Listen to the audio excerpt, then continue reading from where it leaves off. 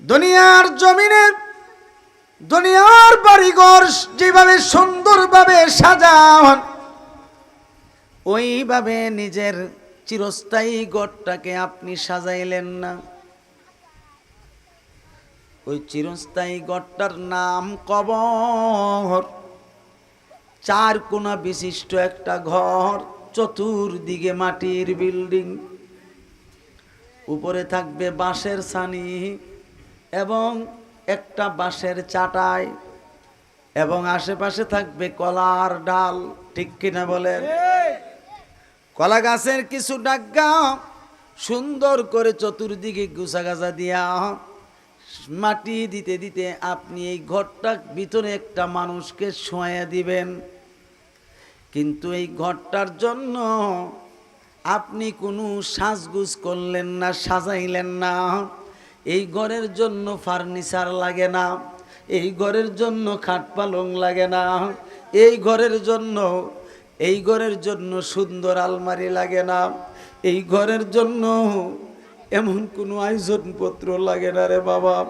এই ঘরটা যদি আপনি সাজাইতে চান, এক নাম্বার হলো প্রকৃত মুমিন মুসলমান হইতে হবে, দুই নাম্বার হলো আপনার মধ্যে নেক আমল থাকতে হবে, তিন নাম্বার হলো মা বাবার বাধ্য সন্তান হইতে হবে, চার নাম্বার হলো দুনিয়ার জমিনে কারোকে কষ্ট দেওয়া যাবে না, পাঁচ নাম্বার হলো এই দুনিয়ার জমিনে যত রকমের খাবার খাবেন হারাম থেকে বেঁচে থাকতে হবে, হালাল খাবার খাইতে হবে। এই পাঁচটা বিষয় যদি আপনার মধ্যে থাকে, এই অন্ধকার কবরটা এমনভাবে আলোকিত হয়ে যাবে, বুঝতে পারবেন এই পুরাটা ঘর আপনার সাজানো হয়ে গেছে। কথা ঠিক কিনা? ফার্নিচার লাগে না। এই ঘরটারে যদি আপনি আলোকিত করতে হয়, সাজাইতে হয়, আপনি পারবেন ঈমান দ্বারা এবং নেক আমল দ্বারা। ঠিক নি?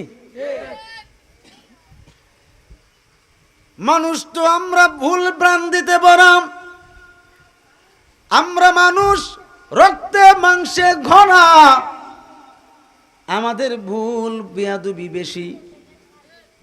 যেহেতু মিস্টার ইবলিস শয়তান জিন্দা, কিয়ামত পর্যন্ত হায়াত নিয়ে আসছে আল্লাহর কাছ থেকে। 9.5 লক্ষ বৎসর ইবাদত বন্দেগী করেছে। আসমান বলেন, জমিন বলেন, অর্থাৎ উপরে বলেন, নিচে বলেন, এমন কোনো জায়গা নাই এই শয়তানের সেজদা পড়ে নাই। প্রত্যেকটা জায়গায় জায়গায় সুই পরিমাণ জায়গাও ফাঁক নাই যে যেখানে শয়তান সেজদা করে নাই। এই শয়তান 9.5 লক্ষ বৎসর যাবৎ পর্যন্ত পৃথিবীর কোনায় কোনায় চুল পরিমাণ জায়গা বাকি নাই যেখানে সেজদা করে না হয়। আসমান বলেন, জমিন বলেন, অর্থাৎ উপর নিচে যত সৃষ্টি আছে প্রত্যেকটা সৃষ্টিতে শয়তানে সেজদা দিয়ে আল্লাহরে খুশি করছে। কিন্তু শেষ পর্যন্ত আল্লাহর একটা হুকুম অমান্য করার কারণে লানতের জিঞ্জির দিয়া 9.5 লক্ষ বৎসরের ইবাদত বন্দেগী বরবাদ করায়া, লানতের জিঞ্জির দিয়া কাফের বানায়া দুনিয়ার জমিনে পাঠাইয়া দিছে। আল্লাহ বুঝাইছেন, বান্দারা তোমরা শুনে নাও, তোমরা আদম সন্তানকে আমি এবং আদম সন্তানকে বড় মায়া করে মহাব্বত করে সৃষ্টি করেছি শুধু আমার ইবাদতের জন্য। আমি জিন জাতিকে সৃষ্টি করেছি শুধু আমার ইবাদতের জন্য। এই দুনিয়ার মানুষ, তোমরা যদি আমার সাথে শিরক না কইরা, যদি তোমরা ছোট বড় গুনাহ যদি তোমাদের হয়ে যায়, অর্থাৎ শয়তান যদি ধোঁকা দিয়া তোমাকে গুনাহগার বানায়া দেয়, তোমাকে দিয়া গুনাহ করাইয়া নেয়, ছোট হোক আর বড় হোক, লা তাকনাতু মির রাহমাতিল্লাহ, ইন্নাল্লাহা ইয়াগফিরুয যুনুবা জামিআ ইন্নাহু হুয়াল গফুরুর রহিম। আল্লাহ পাক বলেন, পাহাড় পরিমাণ গুনাহ যদি তুমি করে থাকো, আমি আল্লাহর রহমত থেকে নৈরাশ হইও না, আমি আল্লাহর রহমত থেকে বঞ্চিত হইও না। আমার রহমতকে তুমি আঁকড়ে ধরে রাখো, আর সেই রহমত হলো নবী মুহাম্মদুর রাসূলুল্লাহ সাল্লাল্লাহু তাআলা আলাইহি ওয়াসাল্লাম। আমার নবীকে তোমরা রহমত স্বরূপ মজবুত করে ধরে রাখো, নিজের মধ্যে আঁকড়ে ধরে রাখো। জীবনে কোনোদিন আমার নবীর সঙ্গে বেয়াদবি করিও না, আমার নবীজির বিরুদ্ধে আচরণ করিও না, আমার নবীর মনে কষ্ট দিও না। আমি আল্লাহ ওয়াদা করলাম, শিরক ছাড়া যত গুনাহ করবা, আমার হাবিবের দোহাই দিয়া যখন একবার মাফ চাইবা, তওবা যখন তওবার মতো করবা, আমি আল্লাহ জীবন জিন্দেগির ছোট বড় সব গুনাহ মুহূর্তের মধ্যে মাফ করে দিয়ে নেকে পরিবর্তন করে দিয়া তোমাকে আমি শান্তিতে বসবাস করার জন্য কবর দিয়ে দেব। আল্লাহু আকবার, ইয়া রাসূলুল্লাহ, জিন্দাবাদ।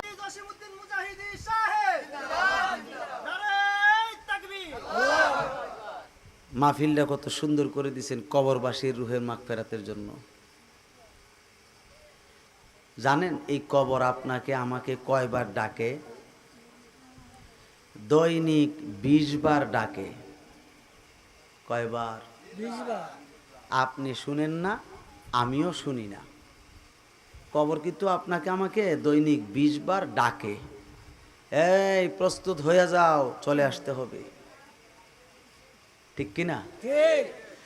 ওরে কবর যেদিন ডাকবে আমায় সকাল সন্ধ্যা বেলা, মরণে যেদিন ডাকবে তোমায় সকাল সন্ধ্যা বেলা, মাগরিবেতে ডুবে যাবে গো তোমার এই জীবনের খেলা, এই জীবনের খেলা, মাগরিবেতে ডুবে যাবে গো। বরই পাতা গরম জলে গোসল করায়া 3 খান কাপড় পরাই দিবে গো। বরই পাতা গরম জলে গোসল করায়া 5 খান কাপড় পরাই দিবে গো। তোমায় জনমের লাগিয়া, জনমের লাগিয়া, মাগরিবেতে ডুবে যাবে গো। কবরে যেদিন ডাকবে তোমায় সকাল সন্ধ্যা বেলা, মরণে যেদিন ডাকবে তোমায় সকাল সন্ধ্যা বেলা, মাগরিবেতে ডুবে যাবে গো তোমার এই জীবনের খেলা, এই জীবনের লীলা, মাগরিবেতে ডুবে যাবে গো। একটা জবান বন্ধ রাখবেন না, চিৎকার দিয়ে বলেন আল্লাহু আকবার, মোহাব্বতে বলেন ইয়া রাসূলুল্লাহ, আওয়াজ করে বলেন না ইয়া ওলি। আপনার আমার ভুল হবে, এই কথা কোরআনে আছে না নাই? আল্লাহ পাক কোরআনে বলেন খলিকাল ইনসানু দাঈফা। আল্লাহ বলছেন মানুষকে দুর্বল করে সৃষ্টি করা হয়েছে। কি করে? দুর্বল করে সৃষ্টি করা হয়েছে। এই জন্য মানুষ ভুলে ভ্রান্তিতে দোষে গুণে যৌগিক সূত্রে আবদ্ধ। ঠিক কিনা? কেন ভুল করবে?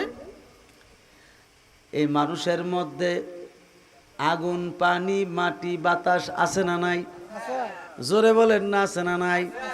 এই 4টা পদার্থ প্রত্যেকটা মানুষের মধ্যে আছে। এই জন্য মানুষ ভুল করবে। কি করবে? কারণ এই ভুল করার পদ্ধতি শিখে আসছে হযরতে আদম সফিউল্লাহ থেকে। আল্লাহ আদেশ করেছিলেন তুমি গাছটার কাছে যাও না, গন্ধমের কাছে যাও না। কিন্তু আদম আলাইহিস সালাম, হাওয়া আলাইহিস সালাম আল্লাহর হুকুমকে ওভারটেক করছে, শয়তানের ধোঁকায় পড়ে, মিস্টার ইবলিসের ধোঁকায় পইরা যখন ওভারটেক কইরা গাছটার কাছে গেল, গাছের ফল ধরছে, খাইছে। এই যে একটা অবাধ্য, অর্থাৎ আল্লাহ যে আদেশ করছে, নিষেধ করছে গাছটার কাছে যাও না, এই নিষেধাজ্ঞাটা উপেক্ষা করে যে ফলটা খাইছে, এই অপরাধটার কারণে প্রত্যেকটা আদম সন্তান এই ভুলের মধ্যেই থাকবে। কথা বুঝছেননি?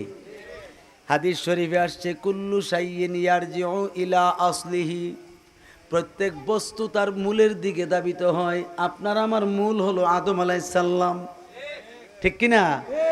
আদম আলাইহিস সালামের মাধ্যমে আল্লাহ পাক এত বড় একটা বিষয় কাজ করাইছেন। এই কাজের প্রতিফল গোটা আদম সন্তান কিয়ামত পর্যন্ত ভোগ করতে হয়।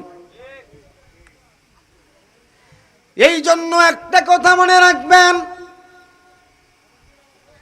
আদম আলাইহিস সালামকে জান্নাত থেকে বের করার মতো পদ্ধতি একমাত্র মিস্টার শয়তানের, ঠিক কিনা কোন? এই শয়তান যদি গন্ধম না খাওয়াইতো তাইলে বেহেশতের ভিতরেই থাকতেন। কারণ আল্লাহ জাল্লা শানুহুর লীলা খেলা বোঝা বড় কঠিন। আল্লাহ কোরআনে বলেছেন, ওয়াইজ ক্বালা রাব্বুকা লিল মালাইকাতি ইন্নী জাইলুন ফিল আরদি খলিফা, আমি খলিফা নির্বাচন করব, খলিফা বানাবো জমিনের জন্য। কিসের জন্য? জমিনের জন্য। এই জমিনের জন্য আমি খলিফা বানাবো, খলিফা সৃষ্টি করব, প্রতিনিধি সৃষ্টি করব, অর্থাৎ আদম সৃষ্টি করব জমিনের জন্য। এখন জমিনের জন্য সৃষ্টি করছে, নিয়ে গেছে বেহেশতে। নিয়ে গেছে কোথায়? বেহেশতে। এখন আল্লাহর ওয়াদা মতে জমিনে আদমকে রাখা লাগবে কি লাগবে না? এই আদমকে রাখতে গিয়া মিস্টার ইবলিসকে লেলাইয়া দিছে, সুরারে কই চুরি করো, গৃহস্থরে কো সজাগ থাকো, ঠিক কি না? শয়তান তো আল্লাহর ইঙ্গিত ছাড়া সেখানে যায় নাই। আদমকে জান্নাতে রাখার জন্য সৃষ্টি করে নাই, আদমকে সৃষ্টি করা হয়েছে জমিনে রাখার জন্য। যদিও বেহেশতের ভিতরে রয়েছে, পিছনে একটা কারণ আছে না নাই? কারণ হইল দুইটা। কয়টা? তাফসীরের কিতাবে আসছে দুইটা কারণে আদমকে সেখানে নেওয়া হচ্ছে জান্নাতে। এক নাম্বার কারণ হলো আদমকে জান্নাতে নিয়ে রূহ দিবেন, বলেন না সুবহানাল্লাহ। আবার দুই নাম্বার কারণ হইল আদমকে দিয়া জান্নাতের ভিতরে অন্যায় করাইবেন। এই দুইটা কাজ করাইয়া দুনিয়াতে পাঠাইবেন। এই পাঠানোর পরে কিয়ামত পর্যন্ত যত আদম সন্তান হবে দুনিয়ার জমিনে, এই দুই কাজ তারা করবেই করবে। কেউ করেন না? আপনি কইতে পারবেন করেন না? কে রে, ভুল করেন না? আপনি অন্যায় করেন না? আমি করি, আপনি করেন, মৌলবী অভ্যাস করে না। কি কন? আপনারা সাধারণ মানুষ থেকে মৌলবীরে বেশি করে।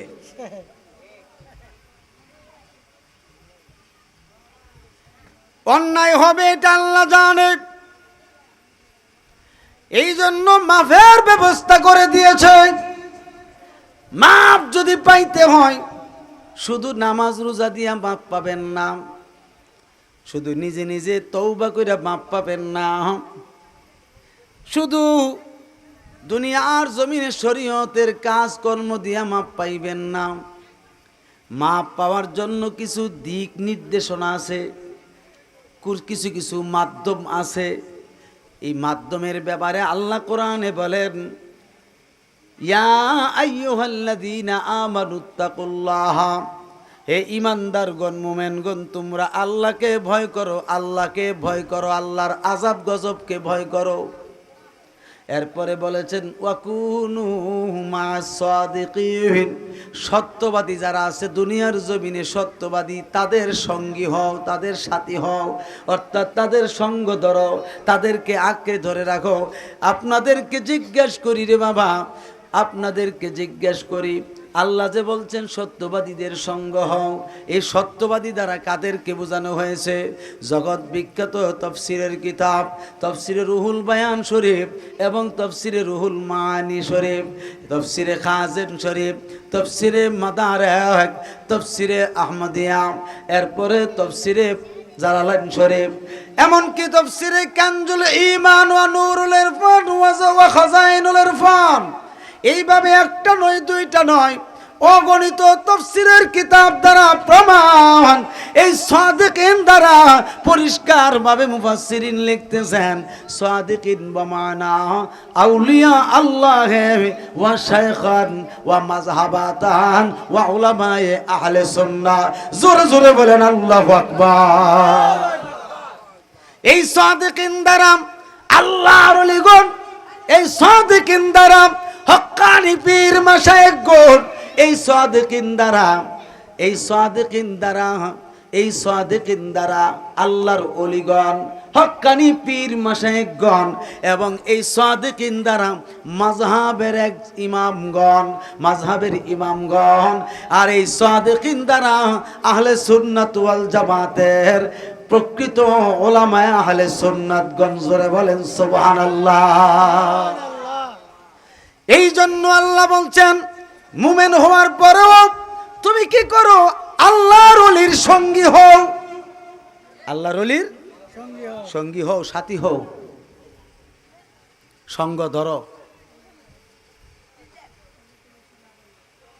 আপনাদের খারাপ লাগতেছে? আমি কি গালি দিতেছি কাউকে? গাইলে আওয়াজ করি না।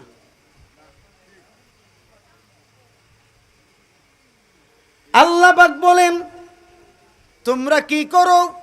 মুমিন হইছো ভালো কথা, হক্কানি পীর মাশায়েখগণের সাথী হও, সুবহানাল্লাহ কর না, সঙ্গী হও, তাকে সঙ্গটাকে আঁকড়ে ধরো। এরপরে বলছেন চার মাযহাবের একজন মাযহাবকে আঁকড়ায়া ধরো, আঁকড়ায়া ধরো, এই অনুপাতে আমল করো, নেক আমল। 4 নাম্বার হচ্ছে হক্কানি আলেমদের মধ্যে আহলে সুন্নাত ওয়াল জামাতের আলেম আছে না নাই? জোরে বলেন না, আছে না নাই? এই আহলে সুন্নাত ওয়াল জামাতের আলেমদের একজনের সঙ্গী হও, তাদের সঙ্গী হইয়া থাকো, সাথী হইয়া থাকো। কেননা নবীজি বলছেন মান তাশাব্বাহা ফি কওমি ফাহুয়া মিনহুম। হাদিস শরীফে আসছে যার সঙ্গে সঙ্গবাস তার সঙ্গে হইল স্বর্গবাস। ঠিক কিনা? আপনি যদি সৎ সঙ্গে থাকেন তাইলে স্বর্গবাস হবেন, সৎ সঙ্গে স্বর্গবাস, অসৎ সঙ্গে সর্বনাশ। কথা কোনা? আপনার সম্পর্ক যদি আল্লাহর ওলির সঙ্গে থাকে হাসর হবে আল্লাহর ওলির সাথে। আপনার সম্পর্ক যদি হক্কানি পীর মাশায়েখের সঙ্গে থাকে আপনার হাসর হবে ওই পীরের সাথে। আপনার সম্পর্ক যদি মাযহাবের ইমামগণের সঙ্গে থাকে আপনার হাসর হবে মাযহাবের ইমামের সাথে। আপনার সম্পর্ক যদি হক্কানি আহলে সুন্নাত ওয়াল জামাতের আলেমের সঙ্গে থাকে হাসর হবে ওই আহলে সুন্নাত ওয়াল জামাতের আলেমের সাথে। ঠিক কিনা কোন? এখন মনে করেন আমার সম্পর্ক যদি সুরের সাথে থাকে, কথা কও না, হাসর হবে কার লাগে? সুরের সাথে।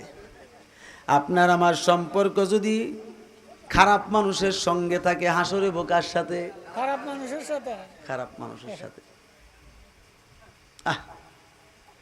এই জন্য আমরা তরিকতের আলোচনা বেশি করে করি, কেননা এই পৃথিবীর জমিনে বর্তমান জমানায় পীর মাশায়েখ ছাড়া ভালো মানুষ আর দেখা যায় না।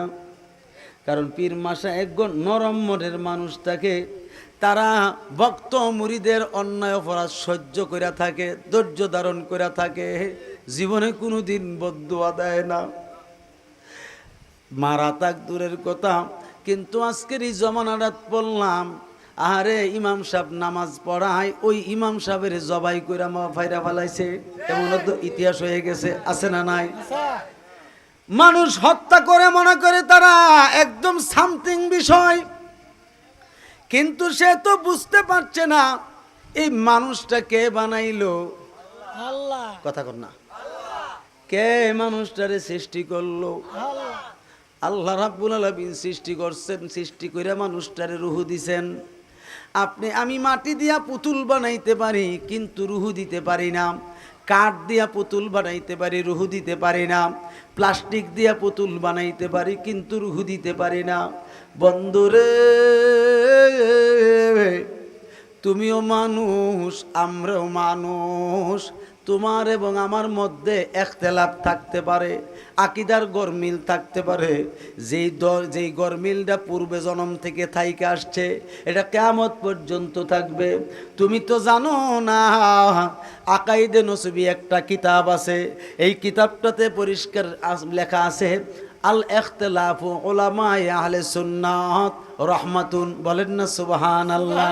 আহলে সুন্নাত ওয়াল জামাতের আলেমদের মধ্যে যদি ইখতিলাফ হয়, কোনো মাসাইলের যদি ইখতিলাফ হয়, এটার মধ্যে আল্লাহ পাকের রহমত তৈরি হয়ে যায় ফায়সালা কইরা, ঠিক নেই?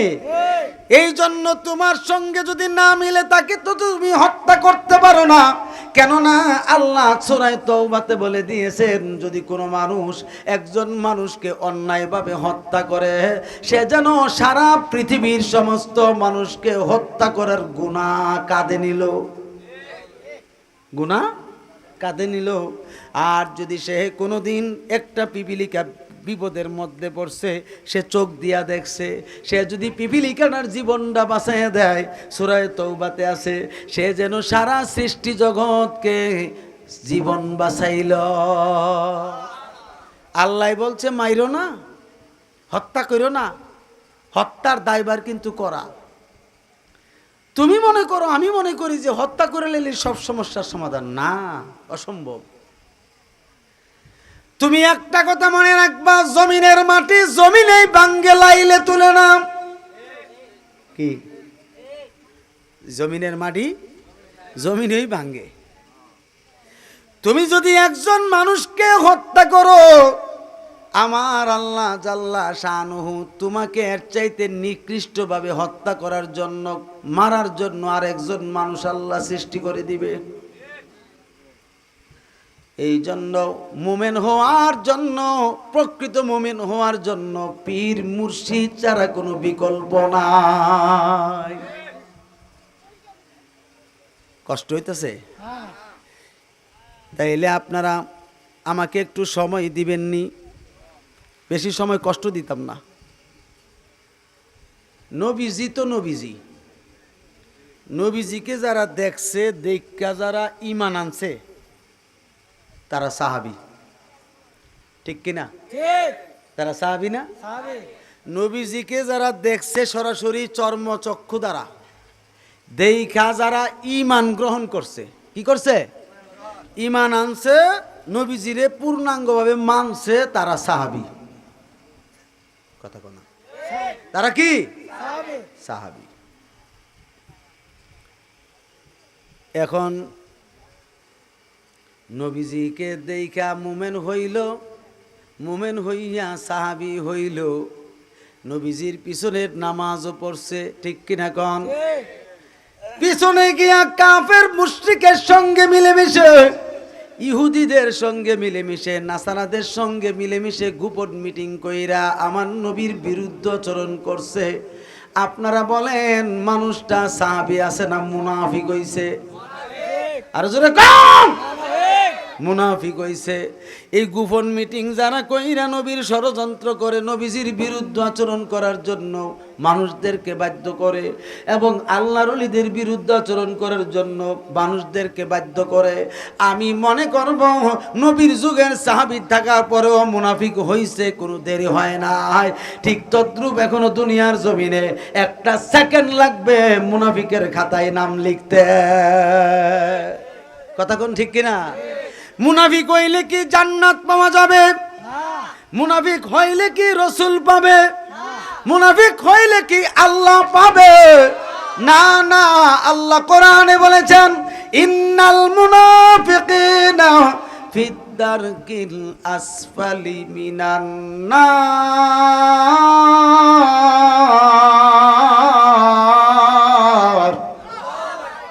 নিশ্চয়ই যারা মুনাফিক তাদের জন্য জাহান্নামের নিম্ন স্তরে হচ্ছে জায়গা। কোথায়? জাহান্নামের নিম্ন স্তরে, মানে একদম নিচে, নিচের তালা। উপরের তালা থাকবে কাফের মুশরিক, নিচের তালায় থাকবে মুনাফিক। কাফের মুশরিকরা উপর তালার থেকে মলমূত্র ত্যাগ করবে, নিচের তালায় গিয়ে জমবে, মুনাফিক সেই মলমূত্র খাইবে। জোরে কর নাউজুবিল্লাহ। এই জাতটা মুনাফিক আমরা বাংলার জমিনে আছে, ডিকন আছে। ইন্ডিয়াতে আসেনি, পাকিস্তানে আসেনি, আরব আমিরাতে আসেনি, বিভিন্ন কান্ট্রিতে আসেনি রে বাবা। বিশ্বের এমন কোনো জায়গা না হয় যেই জায়গায় মুনাফিক নাই। এমন কি আপনার এবং আমার ঘরেও মুনাফিক আছে। রাগ করেন না, হক কথা কইলে একটু তিতা লাগবো। আমি তো জানি আজকে হাদিয়া পাইতাম না এমন। এর লেগে কি সত্য গোপন করে দেয়? এখন কার জন্য কবর শান্তির জায়গা? মুমিনের জন্য। মুমিন কেমনে হইবেন? আল্লাহ পাক কোরআনে বলেন, ইয়া আইয়ুহাল্লাযীনা আমানু তাকুল্লাহা হাক্কা তুকাতিহি ওয়া লা তামুতুন্না ইল্লা ওয়া আনতুম মুসলিমুন।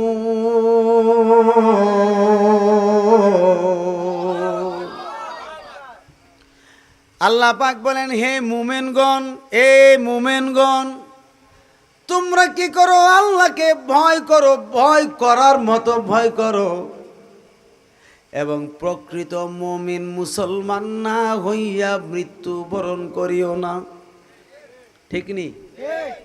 এখন বলেন, প্রকৃত মুমিন মুসলমান হইতে গেলে কি মানুষ হত্যা করুন লাগবো? মানুষের কাইটা লন লাগবো? মারুন লাগবো? হে প্রকৃত মুমিন মুসলমান?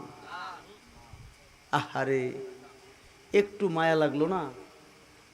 কারো বিরুদ্ধে অন্যায়ভাবে মামলা দেন যাব? কথা কোনা। যেমন আমার দোস্ত তাহির সাহেব 6 তারিখ ঢাকা সরোয়ার্দী উদ্যানে ছিল, তার বিরুদ্ধে মামলা হয়েছে গা। মাগার বিদেশ থাকলো মামলাও, ঠিক কিনা? এই এলাকা ছেড়ে অন্য জায়গায় থাকলো মামলাও। তাইলে এটি কি মিথ্যা না? আপনি ঘটনাতে উপস্থিত ছিলেন না, আপনার বিরুদ্ধে যদি মামলা হয় তাহলে এটা মিথ্যা না? আপনি, আমি বলতে সবাই, আপনি আমি কি এখানে শুধু তাহির সাহেব না, সবাই। আমি বিএনপি বুঝি না, এই আওয়ামী লীগ বুঝি না, জামাত বুঝি না, এবং জাতীয় পার্টি বুঝি না, কওমি বুঝি না, খারিজি বুঝি না, সুন্নি বুঝি না, সব মানুষ। সব কি? হিন্দু, বৌদ্ধ, খ্রিস্টান, ইহুদি, নাসারা, মুসলমান আসেনি? সব মানুষকে আমি বুঝাইতেছি যে আমি উপস্থিত নাই, আমার বিরুদ্ধে যদি কেউ মামলা দেয়, এটা মিথ্যা কিনা? এটা মিথ্যা না? তো এই জন্য এটা একটা হয়রানি। এটা কি? পেরেশানি। তো এই হয়রানি পেরেশানি করার কি আল্লাহর পছন্দ? রাসূলুল্লাহর পছন্দ? তাহলে মুমিন মুসলমান হওয়া সম্ভব? সম্ভব না। আল্লাহ পাক যখন এই আয়াতে কারিমা নাজিল করলেন,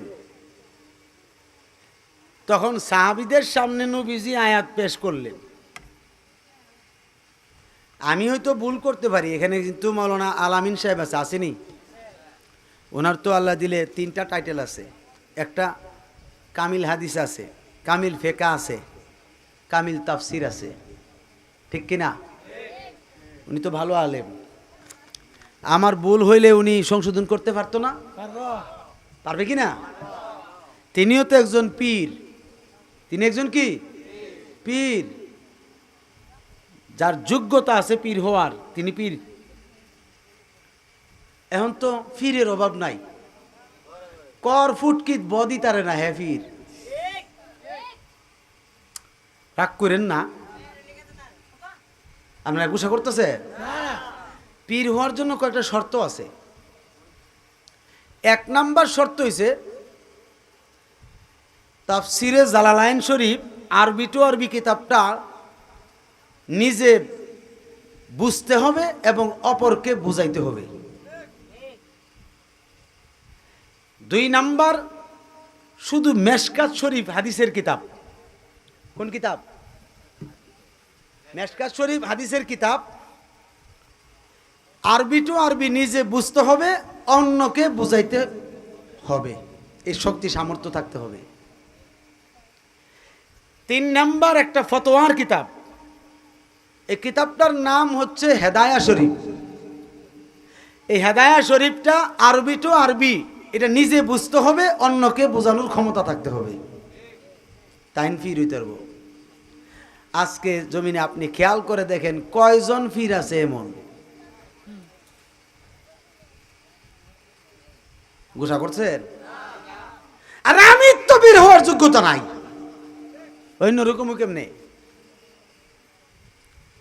ঢাকা কাদরিয়া তৈবিয়া থেকে আমি আর তাহির ইসলাম 2005 এবং 2007 ফারেক 60টা বছর জিন্দিগিতে বলতে পারতাম না ক্লাস ফাঁকি দিছি, জরুরত ব্যতীত। এইভাবে পড়াশোনা করার পরও পীর হইতে পারলাম না, কিন্তু খেলাফত দিছে ঠিকই, আমার মুর্শিদ কেবল আমাকে খেলাফত দিছে ঠিকই, কিন্তু পীর। এই জন্য আল্লাহ বলেন তোমরা আল্লাহকে ভয় করো, মুমিনগণ তোমরা আল্লাহকে ভয় করো, ভয় করার মতো ভয় করো। প্রকৃত মুমিন মুসলমান না হইয়া মৃত্যুবরণ করিও না।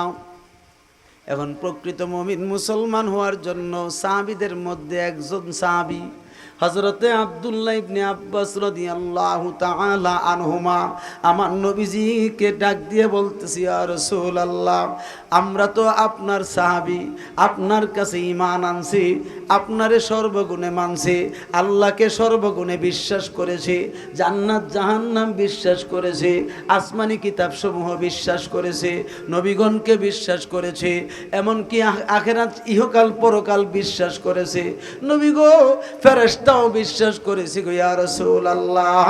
আবার কেমনে মুমিন হওয়া যায়, আবার কেমনে প্রকৃত মুমিন মুসলমান হওয়া যায়? আমার নবী ডাক দিয়ে বলে, সাহাবীরা রে,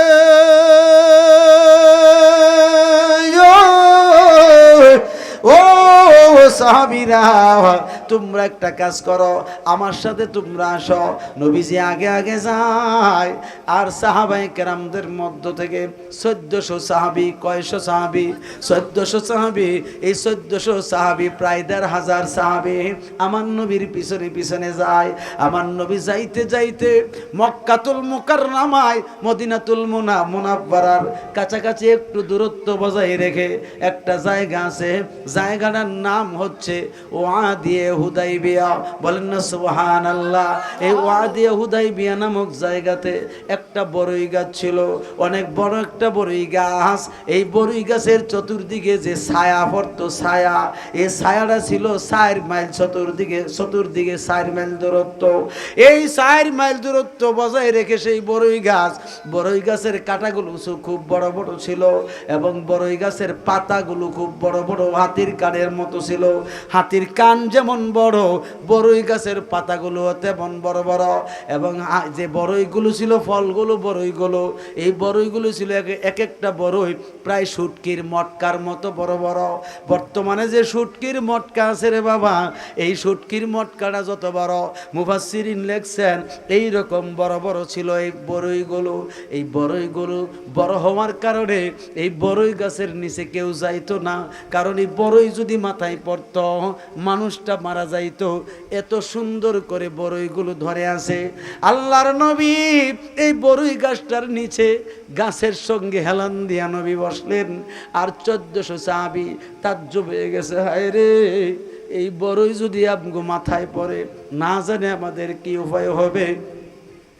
আমার নবী ডাক দিয়ে বলে, সাহাবীরা তোমরা বসো,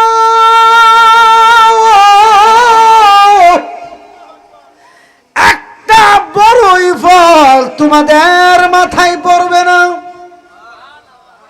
তোমরা সবাই বসে যাও, আমি নবী তোমাদেরকে প্রকৃত মুমিন মুসলমান হওয়ার পদ্ধতি শিখাইয়া দেব। নবীজি ছিলেন সাহাবায়ে কেরামদের শিক্ষক, ঠিক কিনা?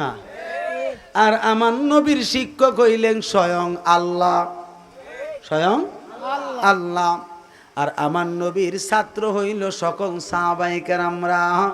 সাহাবীদের কাছ থেকে আস্তে আস্তে করে সব শিক্ষা, হাদিস, কোরআন, সুন্নাহ, আলোচনা, ঠিক কিনা?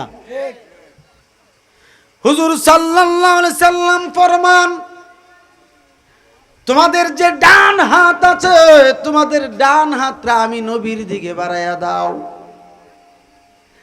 নবীজি বলেন, ইয়া আসহাবি ওয়াসাত্তা ইয়াদাকুম ইলাইয়া, বলেন না সুবহানাল্লাহ।